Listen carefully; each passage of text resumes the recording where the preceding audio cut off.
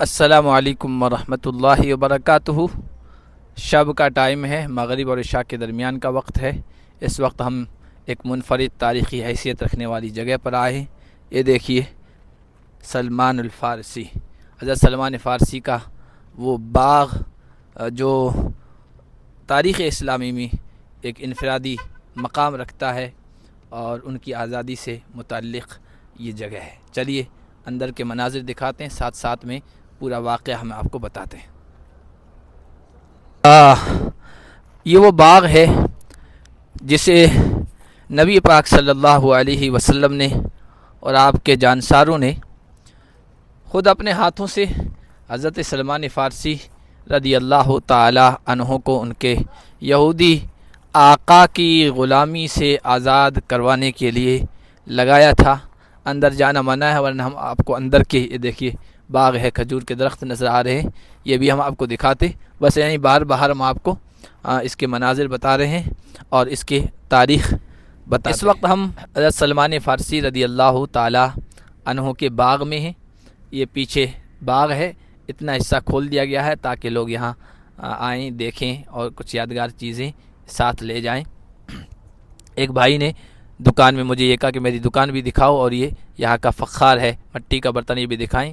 تو ویڈیو چونکہ رکا ہوا تھا تھوڑا، ہمیں دوبارہ بنانا پڑ رہا ہے، تو وہاں دکان بھی اس بھائی کی دکھائیں گے اور آپ کو پورا واقعہ بھی بتاتے ہیں۔ سلمان فارسی ایران کے رہنے والے تھے اور حق کے متلاشی تھے۔ باپ کے اکیلے بیٹے تھے، باپ جاگیردار تھا، زمیندار تھا، زرتشتی مذہب کے رہنے والے تھے، آگ کی پوجا کرنے والے تھے۔ عبادت میں اور دین میں ان کو بڑی دلچسپی تھی، شوق تھا۔ باپ مزرعہ جایا کرتے تھے، کھیتی باڑی کیا کرتے تھے، بیٹے کو گھر میں رکھتے تھے، باہر نہیں نکلنے دیتے تھے۔ ایک دن باپ کی طبیعت خراب ہوئی تو بیٹے سے کہا، بیٹا آج تم اپنی کھیت کی رکھوالی کے لیے اور زمین کی دیکھ بھالی کے لیے چلے جاؤ۔ سلمان فارسی کھیت جا رہے تھے کہ پیچھے بیچ میں کسی جگہ دیکھا کہ کچھ لوگ ہیں، وہ بیٹھے ہوئے ہیں، وہاں ایک بزرگ آدمی ہیں اور ان کو کچھ سکھا رہے ہیں اور خاص طریقے سے عبادت کر رہے ہیں۔ چنانچہ وہ ان کی عبادت کو دیکھنے لگے، ان کے پاس بیٹھے، ان کی باتیں سنی، بہت متاثر ہوئے اور کہا کہ یہ تم کس طریقے پر عبادت کر رہے ہو؟ کہا کہ یہ دین عیسائیت ہے۔ اس وقت کا صحیح دین عیسائیت تھا۔ تو کہا کہ اس کا اصل سرچشمہ کہاں ہے؟ کہا ملک شام میں۔ کہا ملک شام سے یہ لوگ یہاں آتے ہیں؟ کہاں آتے ہیں۔ کہا جب آ جائیں تو مجھے اطلاع کر دینا۔ چنانچہ جب واپس گئے، دیر ہوئی تو باپ نے پوچھا، وجہ پوچھی تو کہا کہ ابا جان کچھ لوگ خاص طریقے سے عبادت کر رہے تھے، میرے دل کو وہ چیزیں بھا گئی اور میں ان سے بہت متاثر ہوا، کھیت نہیں جا سکا، وہیں مشغول رہا۔ چنانچہ باپ نے کہا کہ بیٹا ہمارا دین ان کے دین سے بہتر ہے، آپ ان سے زیادہ متاثر نہ ہوں۔ لیکن کہا کہ نہیں ابا جان، ان کا طریقہ بہت اچھا لگا مجھے۔ باپ نے اندر بند کر دیا۔ حضرت سلمان فارسی نے کسی طریقے سے ان عیسائی لوگوں کے پاس پیغام بھیجا کہ جب شام سے قافلہ آئے تو مجھے بتا دینا۔ جب قافلہ آیا تجارتی تو حضرت سلمان فارسی کو اطلاع دی گئی، کسی طریقے سے وہ وہاں سے گھر سے نکلے، اس قافلے کے ساتھ ہو گئے، ملک شام آ گئے۔ ملک شام آئے تو معلوم کیا کہ یہاں کے بڑے عالم کون ہیں، دینی مذہبی رہنما کون ہیں، بتایا گیا، اس کے پاس پہنچ گئے، اس کی خدمت میں رہے، اجازت لی، آپ کی خدمت میں رہنا چاہتا ہوں، دین سیکھنا چاہتا ہوں، اس نے اجازت دے دی۔ کافی سال اس کی خدمت میں رہے، اس کا آخری وقت آ گیا، انتقال ہو گیا، تو عیسائی لوگ آ گئے ان کے کفن دفن کے لیے، تجہیز و تکفین کے لیے۔ حضرت سلمان فارسی نے کہا کہ بھائی تم ان کو اتنی تعظیم دے رہے ہو اور اتنی محبت ان کی تمہارے دلوں میں ہے، لیکن یہ اس لائق نہیں تھا۔ کہا کیا وجہ ہے؟ کہا یہ تو دنیا پرست تھا، دین کے لبادے میں دین جو ہے دنیا خرید رہا تھا اور دین بیچ رہا تھا۔ کہا کہ اس کی کیا دلیل ہے؟ کہا کہ تمہیں صدقہ خیرات پر آمادہ کرتا تھا، اور جب تم سونا چاندی خیرات وغیرہ لا کے جمع کرتے تھے، یہ جمع کر دیتا تھا، مٹکے بھرے ہوئے اس کے نیچے خزانے میں جمع ہے۔ وہ لے کر دکھا، ان کو بہت غصہ آیا لوگوں کو، اور پھر اس یہودی کی لاش کے ساتھ انہوں نے بڑا برا معاملہ کیا۔ کہا کہ یہ تو بہت برا عالم تھا اور دینی آدمی تھا۔ بہرحال حضرت سلمان فارسی رضی اللہ تعالیٰ عنہ نے اس کی وفات سے پہلے پوچھا تھا کہ آپ مجھے کس کے حوالے کر کے جا رہے ہیں، میں دین حق کی تلاش میں آیا ہوں۔ تو انہوں نے کہا بیٹا ادھر تو کوئی نہیں نظر آ رہا ہے، آپ موصل چلے جاؤ، عراق میں ایک جگہ ہے، وہاں ایک بڑے عالم دین ہیں، عیسائیت کے مذہبی رہنما ہیں۔ حضرت سلمان فارسی رضی اللہ تعالیٰ عنہ وہاں چلے آئے سفر کر کے وہاں گئے تو وہاں جس عالم کے پاس رہے ان کی خدمت کی اور کافی سال وہاں رہے. وہ اچھے تھے، کہتے ہیں وہ بہت اچھے آدمی تھے، دنیا سے کوئی رغبت و دلچسپی نہیں تھی، آخرت کے بارے میں بڑے فکر مند تھے اور ان کی خدمت میں رہے. ان کا بھی آخری وقت آ گیا تو کہا کہ مجھے کس کے حوالے کر جا رہے، میں دین حق کی تلاش میں آیا ہوں. تو کہا کہ بیٹا اب کوئی سچا عالم مذہبی رہنما نہیں رہا ہے، لیکن ایک میری نگاہ میں ہے، تم نصیبین چلے جاؤ. نصیبین غالباً ترکی میں تھا، وہاں ایک بڑے عالم دین ہے، وہاں چلے جاؤ. یہ وہاں چلے گئے، وہاں پایا اچھے عالم تھے، وہ بھی دیندار تھے. صرف شروع کا جو تھا نا آدمی وہ صحیح نہیں تھا مذہبی رہنما، باقی سب اچھے تھے، اچھے تاثرات انہوں نے پیش کیے. یہ بھائی کی دکان ہے، انہوں نے کہا ہماری دکان دکھاؤ، اور یہ مٹی کا برتن دیا ہے، ادھر چلے گئے تو ہم ان کی دکان بھی دکھاتے ہیں آپ کو. یہ دکان بھی دیکھ لیجئے، عطر ہے، مٹی کے فخار، مدینہ کی مٹی کے برتن ہیں، سجادہ ہیں، یہ سب چیزیں ہیں. تو ان کے یہاں رہے، ان کا بھی آخری وقت آ گیا تو انہوں نے کہا کہ مجھے کس کے حوالے کر جا رہے، میں دین حق کی تلاش میں آیا ہوں. تو انہوں نے کہا کہ بیٹا مجھے اب کوئی نظر نہیں آ رہا ہے سچا مذہبی رہنما، اب آخری نبی کا وقت آنے والا ہے، تو آپ اس بستی میں کے پاس چلے جاؤ جہاں وہ آئے گا. تو کہا کہ وہ کہاں آئے گا، اس نبی کی علامتیں کیا ہوگی. تو انہوں نے بتایا کہ کھجور والے باغات والی سرزمین ہوگی، کھجوروں کے باغات والی سرزمین ہوگی، کھجوروں کے باغات والی سرزمین ہوگی. اور اس طرح کا پورا نقشہ بتایا مدینہ طیبہ کا. مدینہ کا نام تو نہیں جاتا کہ وہاں وہ ہجرت کر کے آئیں گے.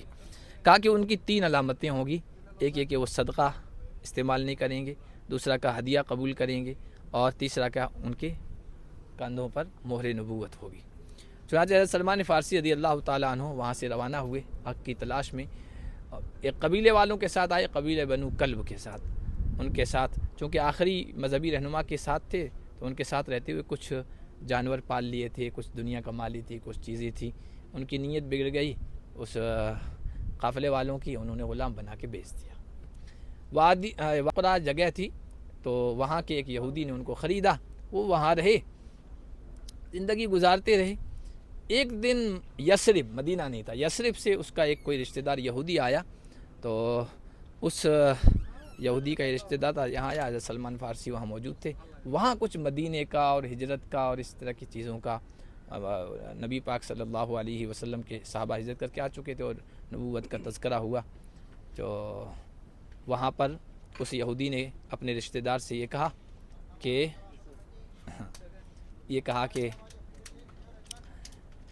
مجھے یہ غلام جو ہے آپ مجھے بیچ دیں. چنانچہ اس نے اپنے رشتہ دار کو بیچ دیا. وہ یہودی یثرب کا تھا.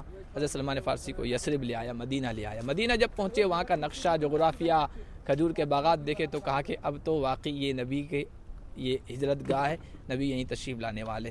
اپنے آقا کے ہاں کام کرتے رہے، خدمت کرتے رہے، یہاں تک کہ نبی پاک صلی اللہ علیہ وسلم مکہ سے ہجرت کر کے مدینہ تشریف لائے. حضرت سلمان فارسی کو پتہ چلا، مدینے والوں کو پتہ چلا، ان کا جو آقا تھا حضرت سلمان فارسی کو باغ پہ چڑھائے ہوئے تھا، کھجوریں توڑ رہے تھے.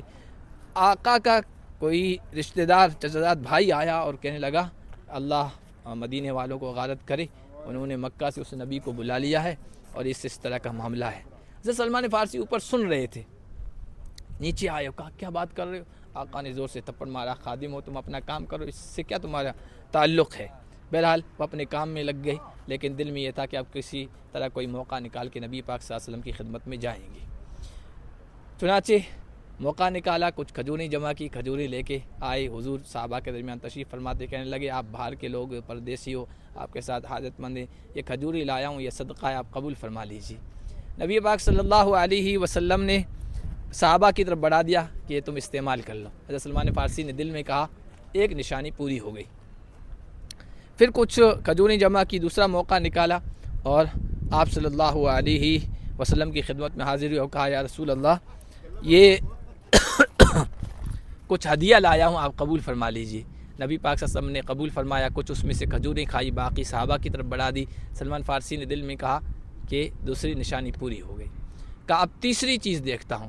چنانچہ نبی پاک صلی اللہ علیہ وسلم ایک مرتبہ کسی جنازے میں شرکت کے لیے آئے تھے جنت البقیع کے پاس، اور صحابہ کرام تھے، حضرت سلمان فارسی وقت نکال کے آئے اور وہاں پر نبی پاک صلی اللہ علیہ وسلم کے ارد گرد گھومنے لگے۔ نبی پاک صلی اللہ علیہ وسلم سمجھ گئے کہ کیا کرنا چاہ رہے ہیں، کہا کہ سلمان آؤ دیکھ لو۔ انہوں نے مہر نبوت دیکھی اور فوراً اسلام قبول کر لیا۔ اللہ کے نبی صلی اللہ علیہ وسلم نے پھر کسی موقع پر کہا سلمان آزاد ہو جاؤ، کہ یا رسول اللہ میرے پاس کچھ نہیں ہے، میں کس طرح آزادی حاصل کر لوں؟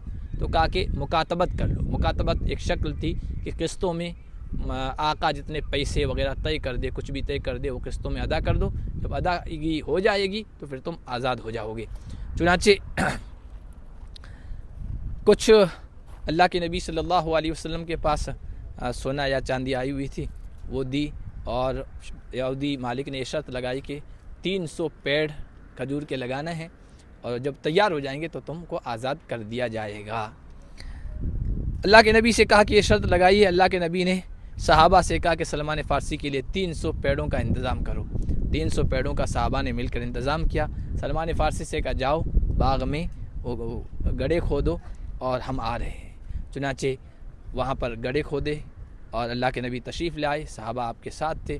اللہ کے نبی نے اپنے ہاتھوں سے ان درختوں کو لگایا اور یہ بڑے بھی ہو گئے۔ ان میں سے کہتے ہیں کہ ایک درخت بھی نہیں مرجھایا تھا، ایک پودا بھی نہیں مرجھایا تھا، سب تیار ہو گئے، اور اللہ کے نبی صلی اللہ علیہ وسلم اور آپ کے صحابہ نے ان کی مدد کی۔ پھر حضرت سلمان فارسی آزاد ہو گئے۔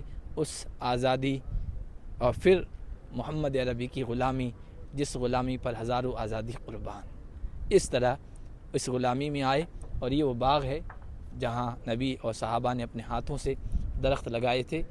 یہ موجودہ درخت وہی ہیں یا نئے ہیں یہ تو ہمیں نہیں پتہ، باقی یہ یہاں کا خوبصورت منظر ہے کہ ہم آپ کو رات کے وقت دکھا رہے ہیں۔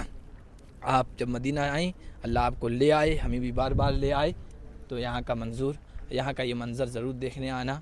یہ بڑی اہم تاریخی جگہ ہے، تو بس اب ہم اسی پر اکتفا کرتے ہیں۔ اللہ ہم سب کو بار بار مدینہ لے آئے۔